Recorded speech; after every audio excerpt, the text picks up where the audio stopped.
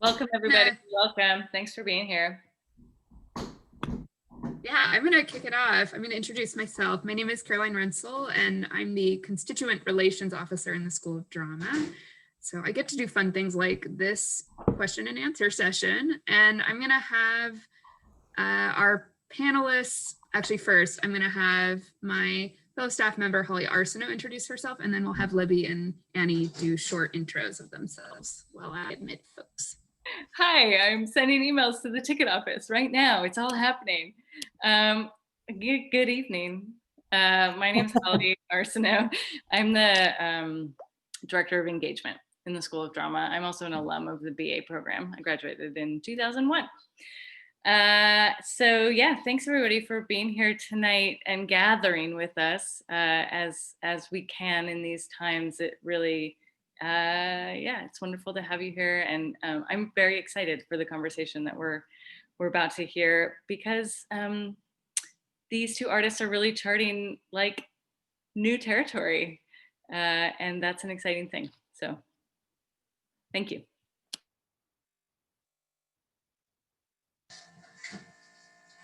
Annie, do you want to introduce yourself first? Okay, I can do first.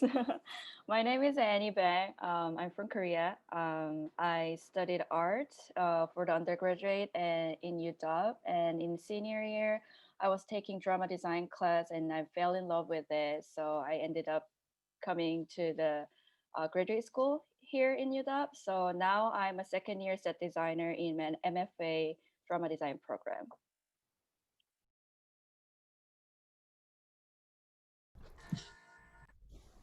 Should I introduce myself? Hi, everyone. My name is Libby King. She, her, hers. I am a new faculty member here at UW this quarter, teaching right now the second and third and first year PATP students, and was a collaborator and sort of facilitator on this project, and I'm happy to be here. Thanks, you two.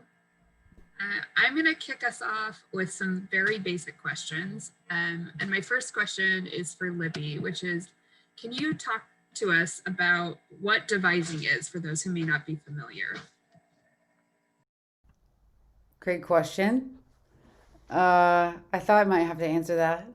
I was thinking about that. Like, I think that this question is going to be more on my mind the longer I'm being asked it, because it's something I've been doing for a really long time, and I feel like is something that is becoming more mainstream conversation. My experience and how I would define devised theater is sort of an alternative or fringe to mainstream theater, period. And in my experience, the way that I've been in devising processes, usually it's kind of a unilateral or horizontal room in which every artist in the room is participating in the making of the show in a way that is sort of equal along all parts, and sort of everybody is a writer. I've been thinking about what writing means in terms of, does writing just mean this, or everything that Annie did on the show to me is writing, whether or not it's something that is like a scripted thing or just a visual thing that somebody comes up with is also writing. So yeah, it's a group collaboration process in which you come up with something to show people.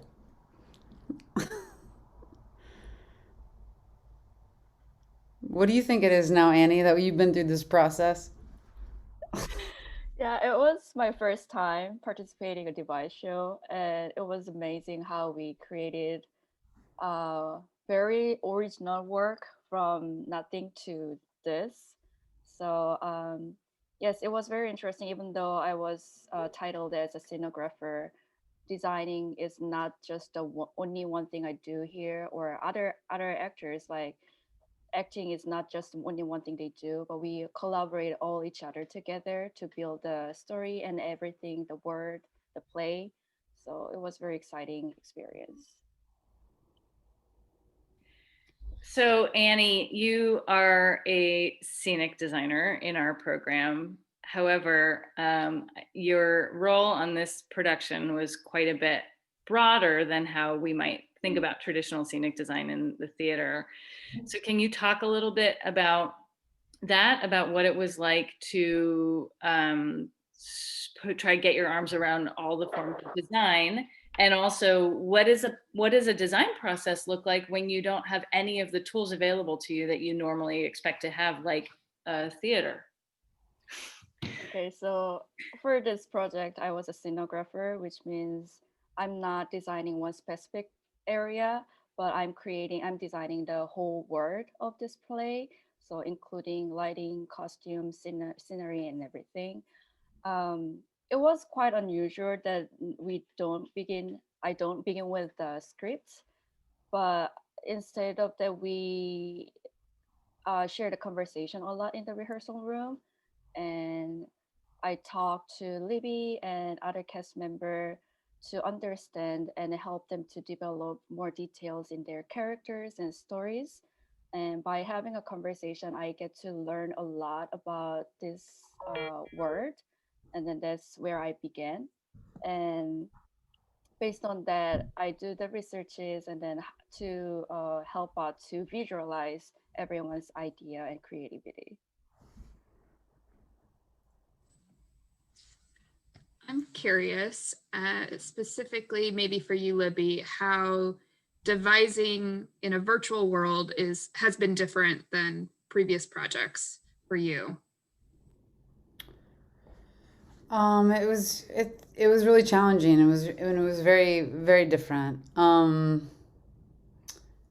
think particularly for this kind of work, it benefits one to be in the room with the people showing. I mean, just like yeah, theater in general, but it was. I think the most difficult point was sort of coming towards the end and really having the chance to sort of put together all the material.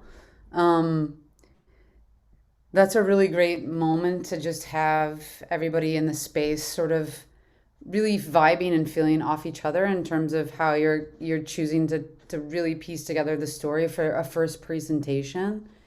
Um, and you know, I'm like pretty much a glass half full person. So, in terms of just like the way in which the collaborators and everybody met the obstacle of this Zoom landscape was extraordinary. So, every day it was like, oh, this isn't, you know, but then they would, you know, demonstrate that it was still, we were still capable of making in this way. But I think, yeah, we just made something completely different than we would have made had we all been together, which was part of the experiment and which was extraordinary in itself. Um, but I think that, you know, I would get a little bit choked up thinking about like actually being in the room with everyone, like some of whom I have elbowed, but very few I have actually even um, really seen or met. So, um, I think probably Annie would feel similarly like, yeah, we all rallied around the circumstance, but if we could have all kind of been together, that would have been who knows what, I think.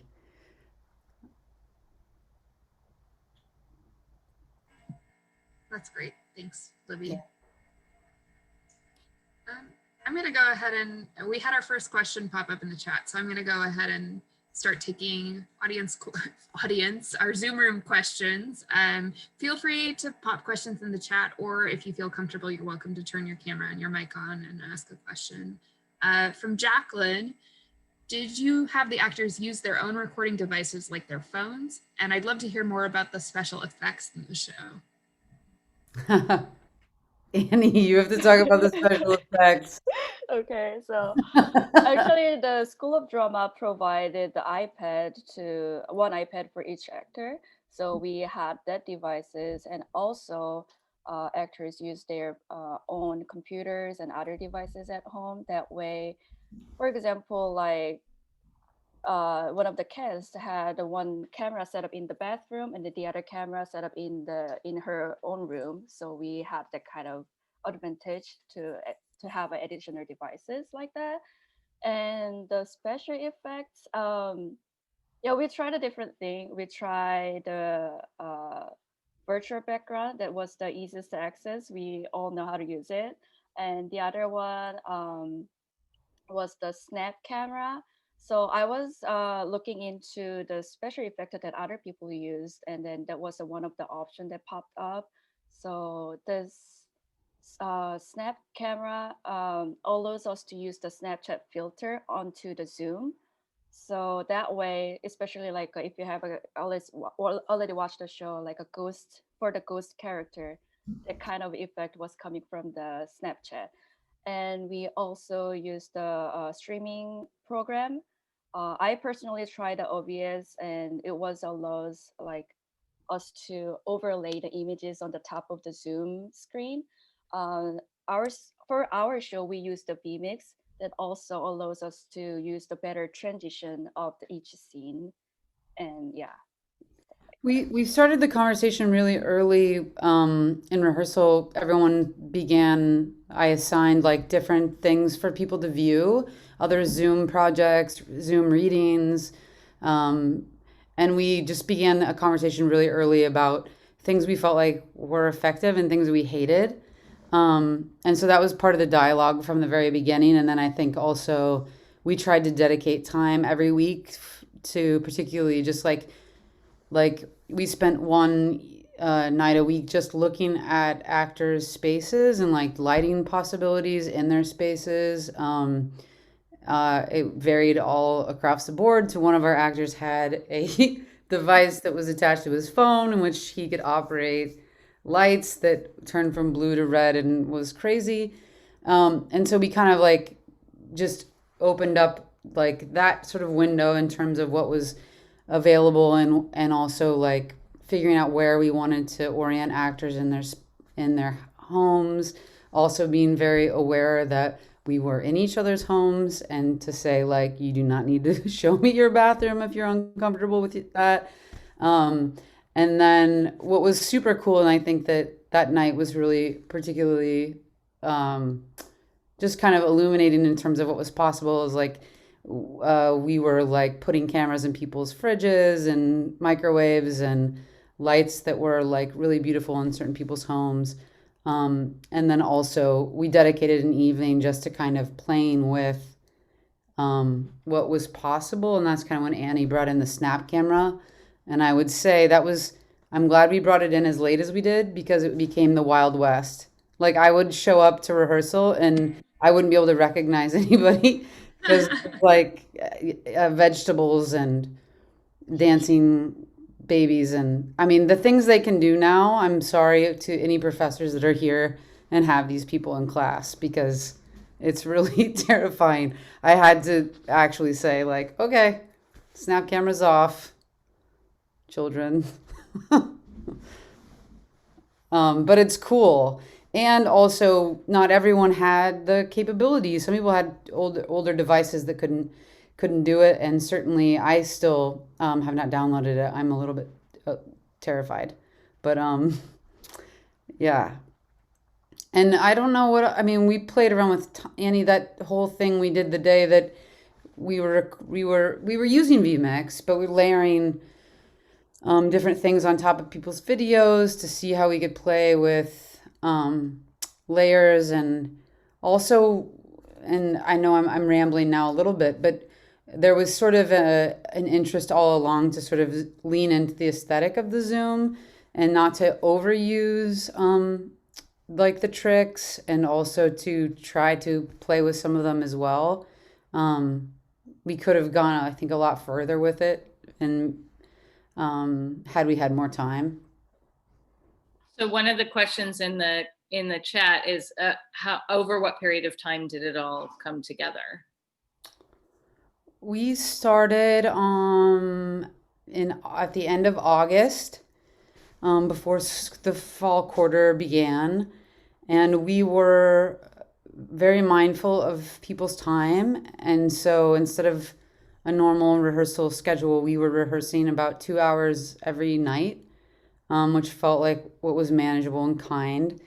I was really nervous about that. We got a lot accomplished, and we were only working 5 days a week. Also, we were sort of committed to letting people have 2 days off, which I think is definitely also really reasonable and kind in this moment. I feel like I learned a lot about time management in terms of how we normally rehearse and work, and how we think we get so much done. And I think actually we got a lot done in the amount of time we had.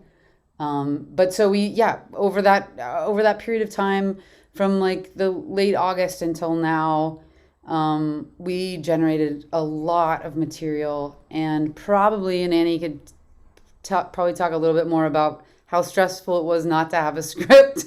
But I actually had to cancel tech on my birthday, October 20th, because we just didn't have the script in a fair enough shape for the production team. And so we paused and like really tried to just push through and work the story all the way to the end, which also was great because we kind of did. But it still was, still piecing it together kind of all along the way. And I think today might be the only day nothing's changing. That's awesome. I don't think we've Um, changed anything. here's another question from the chat. Having been through a remote devised experience, what would you do differently? Would you try this process again? What about you, Annie? I'd love to hear you speak to that. Would you ever do this again, Annie? But Libby and I at the beginning talked about we just don't want to limit this show to the Zoom show. So Libby was suggesting at the beginning, like just imagine at this we are doing this in the rear theater, and then not really limited to the Zoom version. So that kind of opened my mind at the beginning. So like before I had a lot of limitation in my thought, like as a, okay, this is a Zoom show, we have a lot of limits and stuff like that. But then having a conversation with Libby like that was a great opportunity for me to have a little bit more open mind. Yeah, sometimes I when I watched uh when I we were in the Jones for tech, not the actors, but because the way that the show is being mixed and everything, we were very safely, a few of us in there, sort of, yeah, editing and making the sort of pictures clear.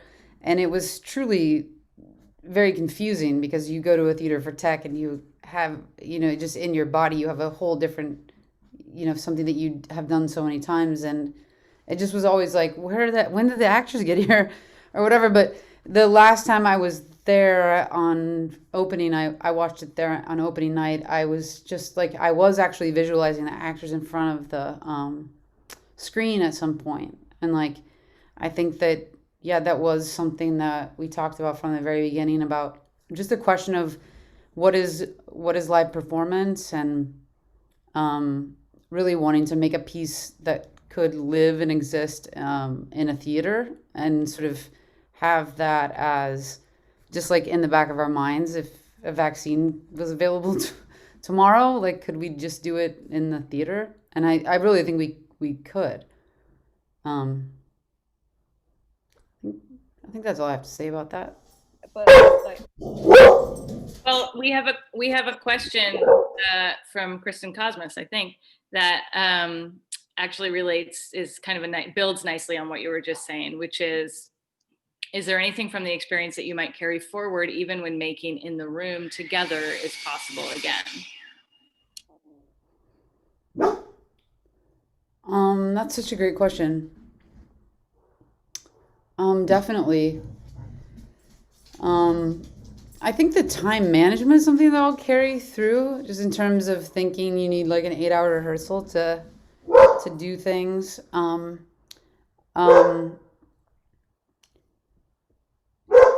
gosh, Annie, you should talk to dogs bark. for me personally, we at the beginning we talked a lot about how Zoom is not a perfect platform for the theater, but when we are talking about the 2020, I think Zoom is a part. Zoom being in the Zoom is a part of the thing that represents 2020 a lot. So I think even if we do this later and do in the theater the live show, I think we should engage some part with this being in the Zoom world. Yeah, I think it really exploded my mind as far. I've been in a lot of productions and worked in with a lot of video, and um, it kind of just goes like we're all having to stretch our normal sort of lane. And in terms of like what Annie did for this production, as somebody who came as a designer doing costumes, set, and lights, um, like the way in which that just was like that normal ask is an enormous one. And then in terms of like this platform particularly, and just like literally being like, I've never done this before. That's like a really weird position to be in. And I think that in terms of like how I would approach a process, were we to go back to like whatever times, there will never be the same times, but I would definitely approach it in the same way of just like asking, really interrogating, asking just even more questions, just fundamentally like how we could do something or accomplish something, and just really probably I feel like have a little bit of like a larger landscape to be working in. Yeah, can this person have a snap filter on their face? Great, let's do that. I'd love to have that person have the head of a lobster. Okay. You know. That's awesome. We have a couple of questions, I think, that I'm going to tie together. Did each actor invent their own character, or how much direction were they given? We also had a question about improvising and how improvising is involved with the devising process. Do you want to speak to that? Yeah, I'm actually not looking at the chat, so thanks for. I would say the character stuff was super interesting. Like we did a lot of like I do a lot of like assignments. It's something that my theater company does, and it's kind of like a way we call them assignments because I think they're meant to be really studious, and like it's kind of in quotes, but the homework that people did and brought in was a really huge part of this process. And one of the assignments that I gave was to bring in a character from your actor graveyard. So it was sort of like in thinking about this time where you're like, I'm so sad I never got to play so and so, or I always like that time I got to play Blanche Dubois in 8th grade. Like I wish like I could do that now. And so people brought in, and the assignment was more complicated, not and multi-layered, but people brought in these compositions, these little nuggets of theater, we call them, and they presented their character graveyard stories, and they always had the option to do those live or to film them.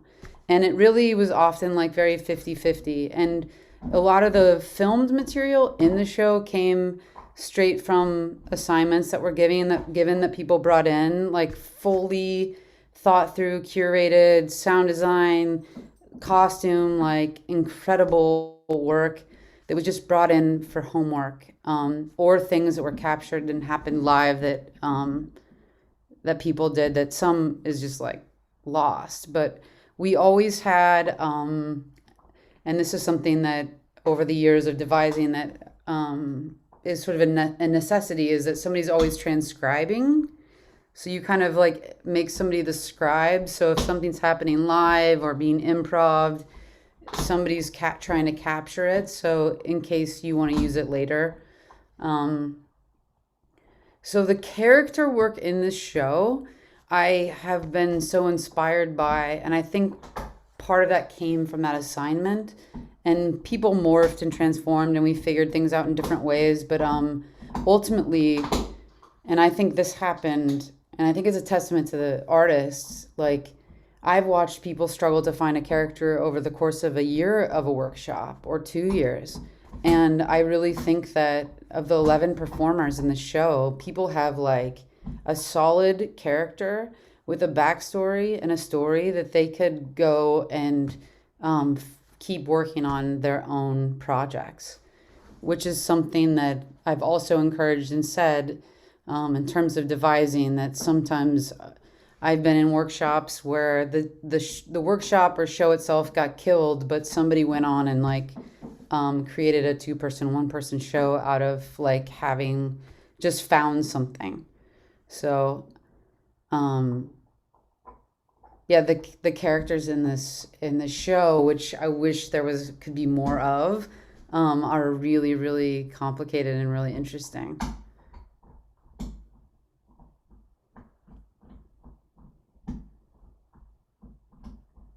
So I would say they invented them. I guess that's how you answer that.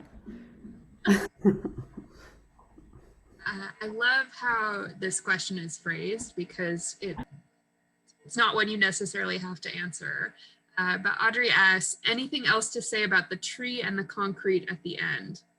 Careful about spoilers. We might have folks in the room who have not seen the show yet. I would love to hear Audrey talk about it. It would be so nice to hear feedback. What about you answer? What do you, I'm curious. That's fair. Audrey, are you there? Are you willing to tell us what you thought about it? No, I'm here, but it was just, it went on for a while. And I'm like, okay, am I supposed to know what this means? Or am I just getting a feel for, I mean, it definitely set a tone. And so it was, I mean, it was kind of like it ended, but it felt like, well, I want more, which I guess is a good way for a play to end. So, but I just, it could have been anything. So yeah, that was a question. I didn't quite like, okay, there weren't any, yeah. And it was, I don't want to say anything that would, for somebody who hasn't seen the show, make it, make them think differently. So yeah. Annie, do you have any thoughts about the concrete at the end? I mean, you liked it as soon as you watched. It was the recorded video from one of the actor nearby his home, and once Libby saw it, you really liked it. So I love was, it. Yeah. We had talked so much about, yeah, I was very I was very moved by the video that one of the actors made. And I would say that we talked a lot about, part of the time that we were all together was, the fires, and we talked a lot about nature and the environment. And I felt somehow that video sort of encapsulated for me the way in which we were all sort of talking about, particularly in an urban environment right now, like because of the pandemic, the way in which I've experienced nature has been really, like, really powerful. And like I've seen more spiders, or like I don't know if it's my own awareness to the nature around me. I don't know if nature just gets to be louder right now, but like something about that video really spoke to me about kind of wildness and also, yeah, like the way that he himself sort of ended on that pile of rubble. To me, it feels very much like right now, no matter what like happens on Tuesday, we're still kind of in a pile of rubble, which can either be a really good, beautiful thing that we're gonna make our own, or it's a pile of rubble. I don't know. And I think that's why we ended up just with the end just saying to be continued. But Yeah, I think I wouldn't. I think that yeah, everything that's sort of represented in the show really comes from the heart of one of the artists, and something, I think sometimes in devised work it becomes really personal, and sometimes like um you're like, oh, that thing that made us all go like, ah, was like the audience didn't understand that at all. And it's, oh, because we have the context for that story, or we know who made that. And that's where, like, in a longer devised process, you're like, okay, we'll get rid of that video everybody loves because it doesn't make sense to anyone but us. But like in terms of how something would go forward, like that kind of feedback would be really, really useful, and we would have to make a decision about it, and also, yeah, kind of re-explain it to ourselves or make sure that we're telling the right story. I have a question. Maybe it's more of an Annie question. It's probably both of you question. But one of the things I found really exciting was seeing all the different locations. I think when you think about like, oh, I'm going to go watch a piece of whatever, I'm going to see anything that was made, I know was made on Zoom. You think about this, right? You think about like the squares and the faces. And so just the surprise of like, oh, it's not squares and faces. Like, oh, where are we? We're somewhere, I don't know. So can you talk a little bit about, like, I imagine some of those discoveries were very exciting. Like, oh, somebody found this place in their house, or they're, somewhere near around where that like is a really interesting location from a design point of view. Can you talk a little bit about that? I think it was one of the great opportunity because we didn't have a fixed text at the beginning, so we had a time to explore everyone's home. So we literally actors walked with the cameras, and we were just saying, "Can you be in your kitchen, or can you go to that corner, place the camera in this side so that we can see this view?" Or like we were asking like, can you turn on the specific light, or can you open the refrige, or can you do what kind of devices and place you have? So we asked each actors to kind of introduce their space to us. um, One thing I really liked about it was because we're on the Zoom, everyone think we lose the intimacy between the stage and the audience. But by exploring their spaces, I felt somehow a little more connected to the story and actors. So that's the one thing I really liked about it. And I really wanted to have it in the Zoom show. So I'm glad we included these different spaces, not just being in the one background. I would just say on top of that to Annie that we sort of have a Zoom place in our house, which um, we have, and it is kind of one of the assignments that we gave had to do with just do this assignment outside, just mean outside your like normal square, and that brought a lot of really great new possibilities. Like, I think that's when Drace was in his laundry room. People just were in different locations, and it was like, oh, I think that's maybe, I don't remember when Gretchen put her camera in her refrigerator, but some of these things just were like, oh my God, now we're cooking. Yeah. Yeah. And also like one of the actors at the beginning said, let's focus on what we can do instead of what we cannot do. But one of the things that we can do on the Zoom is we can just turn on and off the camera and then just lead audience to any space we would like to go and explore. So that kind of also led me to think about different kind of dreamy virtual background to another space, another dimension that kind of responds to the story as well. We are exploring dream an ideal word. So yeah.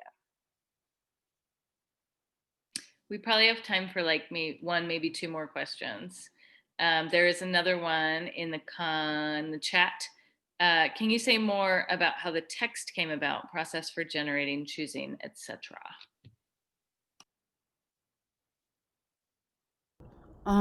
Yeah, that also again with like the assignments in terms of just like the options that the um, like that everybody had were, you could generate, like, your writing could be a bunch of different things, or it could just be, the writing on the paper. And so uh some of the like larger, like lengthier pieces that I feel like are in the show were um came out of these assignments from some of the more artists that are more generative that way.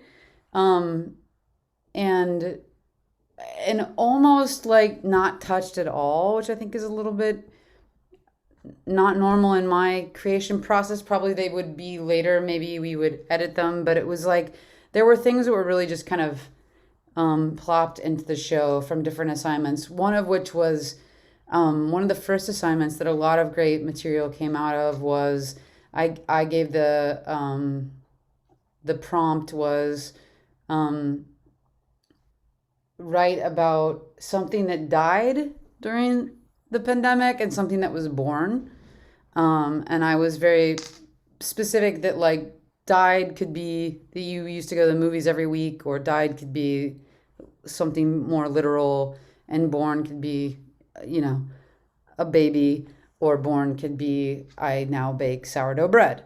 And so the like gamut of those things were pretty wide. But from that, I think that initial assignment, some of the larger more poetic pieces, I think, from the show came. And then there are, which this is very exciting to me, like, because this is what I was afraid couldn't happen. Something that my theater company does, which I think a lot of generative device companies do, is just like improvisational writing and group writing. And once you kind of have character, you can do that very quickly. If you know who you are, then you can be put in any given circumstances. You can sort of generate like the scene that's missing for the play or whatever. And I didn't really go to generative like writing on our feet because we're in a Zoom room and it felt impossible. But we really got there, which was incredible. So we were having the bar scenes, which I love, were very improvised. And again, like somebody was sitting and transcribing those improvs, some of which was, it was long enough in the process that some of that stuff writing that had already happened, that was being kind of edited and put in. But then it was really like theater. It was really like live writing that was happening between the actors in this world, and people were kind of happy about it. Like it was like, oh, we're really like we're working in this way that I didn't really know we would be able to. So that was really cool. So ended up being able to use like kind of all the tools like that I always use, which are improv and assignment based writing. And I'll wrap up, but just say really quickly, it's so affirming to work with a group of younger artists and realize, some of whom I don't think would put writer on their resume, just to say that they all like created and made and wrote the most incredible material. It was really, really, really cool to see and really inspiring. They're all very creative and wonderful. So.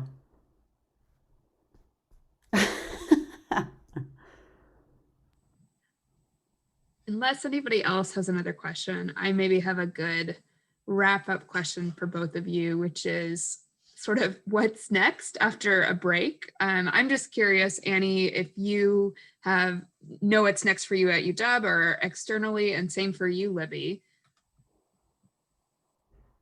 Is there things in the pipeline? I don't know. You mean work That's stuff? fair. You mean like what's work? Yeah, is your company doing work right now, Libby? Yeah, I've recorded one. I think it's one or two or there's a podcast happening that I'm playing Athena.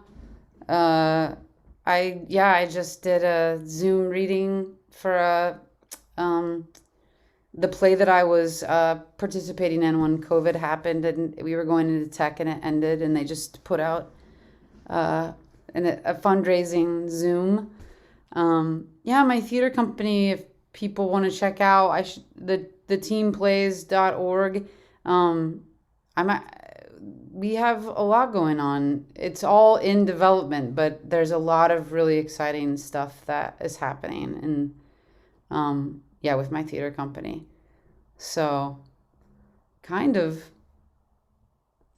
Holly just dropped a link in the chat Great. for anyone who wants to learn more. Thanks, Holly. Oh, Did someone's smoke alarm just go off, or is everybody yeah, okay? mine. People are cooking dinner. Welcome to Zoom world.